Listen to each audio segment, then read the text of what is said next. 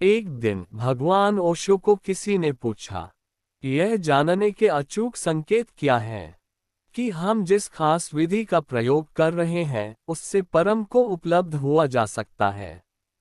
ओशो ने बताया कि कुछ सूचक संकेत हैं। एक, कि तुम अपने भीतर एक भिन्न तरह का तादात्म्य अनुभव म करते हो। तुम वही नहीं रह जाते हो जो थे। यदि वह विधि तुम्हें रास आ गई तो तुरंत तुम दूसरे आदमी हो जाते हो।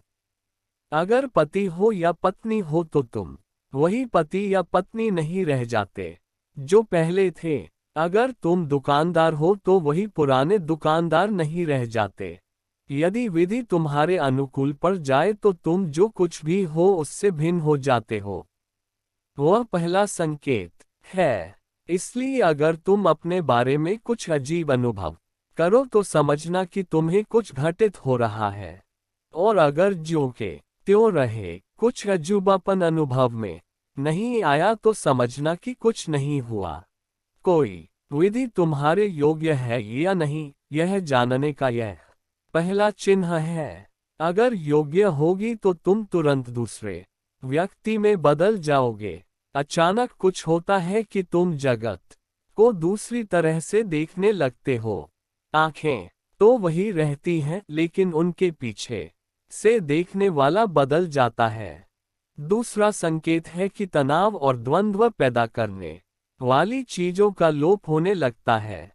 ऐसा नहीं है कि वर्षों की साधना के बाद द्वंद्व, चिंता और तनाव दूर होंगे। नहीं, यदि विधि रास आ गई तो वे जल्दी ही दूर होने लगते हैं। तुम अनुभव करोगे कि तुम में एक जीवंतता आ रही है और तुम निर्भर हो रहे हो। तुम पाओगे कि गुरुत्वाकर्षण का नियम विपरीत ढंग से काम करने लगा है। अब तुम्हें पृथ्वी अपनी ओर नीचे को नहीं खींचती बल्कि आकाश तुम्हें ऊपर को उठाने लगा है। जब एक हवाई जहाज जमीन के ऊपर उठता है तो तुम कैसा अनुभव करते हो? सब कुछ विचलित हो जाता है, अचानक झटका लगता है और गुरुत्व का नियम व्यर्थ हो जाता है। अब धरती तुम्हें नीचे की ओर नहीं खींचती, तुम गुरुत्व से दूर हट रहे हो। वैसा ही झटका तब लगता है जब एक ध्यान की विधि रास आ जाती है। अचानक ऊपर उठने लगते हो। अचानक तुम्हें लगता है कि पृथ्वी व्यर्थ हो गई है। उसमें नीचे की ओर खींचने की शक्ति नहीं रही। वह अब तुम्हें नीचे नहीं खींचती, तुम ऊपर की ओर गति कर रहे हो। धर्म की शब्दावली में इसे ही प्रसाद कहते हैं। दो शक्तियां हैं, एक गुरुत्व और दूसरी प्रसाद। गुरुत्व का अर्थ है कि तुम नीचे उतारे जा रहे हो और प्रसाद का अर्थ है कि तुम ऊपर उठाए जा रहे हो। यही कारण है कि ध्यान में कई लोगों को अचानक लगता है कि उनका वजन नहीं रहा। कई लोगों को भीतर से लगता है कि उन्होंने पृथ्वी का संस्पर्श खो दिया। अनेक लोगों ने विधि के रास आने पर मुझे कहा है, आश्चर्य है कि आंख मूंदते ही हमें लगता है कि हम जमीन से ऊपर उठ गए हैं। 1 फीट, 2 फीट, यहाँ तक कि 4 फीट ऊपर उठ गए हैं। और आंख खोलते ही हम जमीन पर ही होते हैं, जमीन से ऊपर नहीं। बात यह है कि शरीर तो जमीन पर ही रहता है लेकिन तुम ऊपर उठ जाते हो। यह आकाशगामिता दरअसल ऊपर का आकर्षण है। विधि काम कर गई तो तुम ऊपर की ओर खींच लिए जाते हो। विधि की सफलता इसमें है कि वह तुम्हें ऊपर से आरोहण के लिए उपलब्ध कर दे। विधि का काम यह है कि वह तुम्हें उस शक्ति के लिए उपलब्ध कर दे जो ऊपर को उठाती है। इसलिए विधि के अनुकूल होते ही तुम जानते हो कि तुम भार शून्य हो गए। और तीसरा संकेत कि तुम जो भी करोगे, चाहे वह कितना ही अदना सा काम क्यों न हो, वह भिन्न ढंग से करोगे। तुम भिन्न ढंग से चलोगे, भिन्न ढंग से बैठोगे, भिन्न ढंग से भोजन करोगे। हर बात भिन्न होगी और यह भिन्नता तुम सब जगह अनुभव करोगे। कभी कभी तो भिन्नता का यह अजूबा अनुभव भय पैदा करता है। तब आदमी चाहता है कि वह वापस जाए, वही हो रहे जो पहले था, क्योंकि पुराने का वह बिल्कुल आदि था। वह परिचित दुनिया, दिनचर्या की दुनिया थी, यद्यपि उभरी थी तो भी उसमें तुम्हें दक्षता हासिल थी। अब तुम सर्वत्र एक अंतराल पाओगे। तुम्हें लगेगा कि तुम्हारी दक्षता नष्ट हो गई, तुम्हारी उपयोगिता घट गई। तुम्हें लगेगा कि सर्वत्र तुम एक अजनबी हो, बाहरी आदमी, और इस अवस्था से गुजरना ही पड़ेगा। उसके बाद तो फिर वह भी रास आ जाएगी। तुम बदले हो, संसार नहीं बदला है, इसलिए संसार के साथ अब तुम्हारा तालमेल नहीं बैठेगा। इसलिए इस तीसरे संकेत को याद रखो कि जब विधि तुम्हें जम जाएगी तब संसार के साथ तुम्हारा तालमेल टूट जाएगा। तुम उसके योग्य नहीं रहे। हर जगह कुछ चीजें गीली होंगी, कुछ पुर्जे गायब होंगे। सर्वत्र तुम्हें लगेगा कि भूकंप हो गया है। सच तो यह है कि सब चीजें वही की वही हैं, केवल तुम दूसरे हो गए हो। लेकिन एक दूसरे तल पर, ऊंचे तल पर तुम लयबद्ध होोगे। जब एक बच्चा बड़ा और प्रौढ़ होता है तो उससे ऐसा ही उपद्रव अनुभव में आता है। 14 या 15 की उम्र में हर बच्चे को महसूस होता है कि वह अजनबी है, क्योंकि अब उसमें एक नई शक्ति अवतरित हुई है, काम शक्ति। अभी तक वह शक्ति नहीं थी, या थी भी तो छिपी थी। अब पहली बार एक नए धन की शक्ति के लिए वह उपलब्ध हुआ है। यही कारण है कि जब लड़के काम के तल पर प्रौढ़ होते हैं तो वे अपने में कुछ अजीब और बेढंगा अनुभव करते हैं। अब वे कहीं के भी नहीं मालूम होते। वे अब बच्चे तो रहे नहीं और अभी वे पूरे मनुष्य भी नहीं हुए हैं, दोनों के बीच में हैं, और इसलिए वे कहीं भी जम नहीं पाते। छोटे बच्चों के बीच खेलते हुए सयाने मालूम होते हैं और सयानों के बीच बच्चे ही रहते हैं।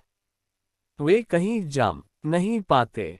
वही बात तब घटित होती है जब तुम्हारे साथ विधि का तालमेल बैठ जाता है। तब एक ऐसा ऊर्जा स्रोत उपलब्ध होता है जो काम शक्ति से बहुत बड़ा है। तब तुम फिर एक संक्रांति काल में होते हो। अब तुम दुनियावी लोगों की दुनिया के लायक नहीं रहे, क्योंकि बच्चे नहीं रहे, और तुम संतों की दुनिया में भी प्रवेश नहीं कर सकते, क्योंकि पूरा आदमी होना अभी बाकी है। और बीच की स्थिति में आदमी बेढंगा अनुभव करता है। जब कोई विधि सटीक बैठेगी तब ये 3 बातें घटित होंगी। लेकिन तुमने मुझसे यह अपेक्षा नहीं की होगी कि मैं ये बातें कहूँगा। तुम तो सोचते होगे कि मैं कहूँगा कि तुम ज्यादा मौन हो जाओगे, ज्यादा शांत हो जाओगे, और मैं उल्टी बातें कह रहा हूँ कि तुम उपद्रव में पड़ोगे। जब विधि अनुकूल आएगी तब तुम अधिक शांत नहीं, अधिक उपद्रव में पड़ोगे। शांति तो बाद में आएगी, और अगर शांति उपद्रव से पहले आ जाए तो समझना कि विधि नहीं है। यह तो पुराने ढांचे में ही फिर से समायोजित होना है।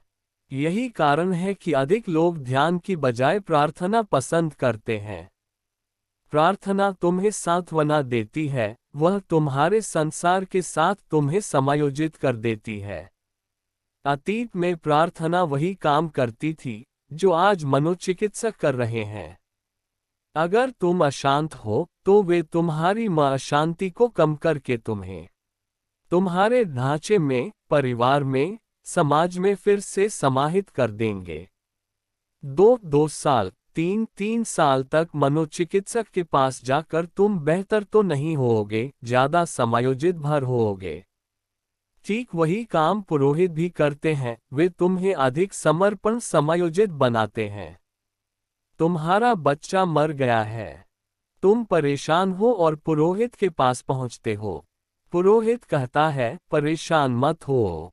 जिन बच्चों को परमात्मा प्यार करता है उन्हें वह पहले ही बुला लेता है। और यह सुनकर तुम संतोष कर लेते हो, सोचते हो कि बच्चा बुला लिया गया, परमात्मा उसे अधिक प्यार करता था। या पुरोहित दूसरी बात कहता है, वह कहता है कि चिंता मत करो, आत्मा तो कभी नहीं मरती है। तुम्हारा बच्चा स्वर्ग में है। कुछ ही दिन हुए एक स्त्री मेरे पास आई थी। उसके पति का देहांत हो गया। वो बहुत दुखी थी। उसने मुझसे कहा, केवल यही बता दे कि किसी अच्छे स्थान पर उनका पुनर्जन्म हो गया और फिर सब ठीक रहेगा। मुझे इतना निश्चय हो जाए कि वे नरक नहीं गए हैं या वे पशु नहीं हुए हैं, कि वे स्वर्ग में हैं या देवयोनि में हैं, तो कोई चिंता नहीं रहेगी। मैं सब बर्दाश्त कर लूंगी।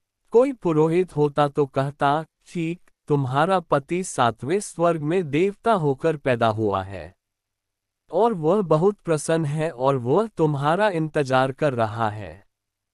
प्रार्थना तुम्हें उसी ढांचे में समायोजित करती है। तुम बेहतर अनुभव करते हो। ध्यान विज्ञान है।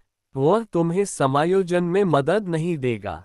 वह तुम्हें तुम्हारे रूपांतरण में जरूर सहयोग करेगा। यही कारण है कि मैं कहता हूं कि पहले ये 3 लक्षण, 3 संकेत प्रकट होंगे। शांति भी आएगी, लेकिन किसी समायोजन की तरह नहीं। शांति आएगी एक आंतरिक खिलावट की तरह। वह शांति समाज और परिवार, संसार और व्यवसाय के साथ एक समायोजन नहीं होगी। वह शांति पूरे ब्रह्मांड के साथ एक लयबद्धता होगी। तब तुम्हारे और समग्रता के बीच एक गहरी लयबद्धता पैदा होगी। तब शांति होगी, पर वह बाद में आएगी। पहले तो तुम उपद्रव में पड़ोगे क्योंकि तुम पागल हो। यदि विधि ठीक है तो वह तुम्हें उस सब का बोध करा देगी जो तुम हो। तुम्हारी अराजकता, तुम्हारा मन, तुम्हारा पागलपन सब प्रकाश में आ जाएगा। अभी तुम एक अंधेरा भरा घालमेल हो, उपद्रव हो। जब विधि काम करेगी तो अचानक प्रकाश हो जाएगा और सब घालमेल स्पष्ट होने लगेगा। पहली बार तुम्हें अपना ठीक वैसा साक्षात्कार होगा जैसे तुम हो। तुम तो चाहोगे कि रोशनी गुल करके तुम फिर से सो जाओ। वह स्थिति डरावनी है। और यही वह बिंदु है जब गुरु सहायक होता है। वह कहेगा, डरो मत, यह तो आरंभ भर है और इससे भागो भी मत। पहले तो यह प्रकाश तुम्हें तुम्हारा सही रूप दिखा देगा, वह यथार्थ जो तुम हो। और फिर जैसे जैसे तुम गति करोगे, वह तुम्हें उसमें रूपांतरित करेगा जो तुम हो सकते हो। ओशो।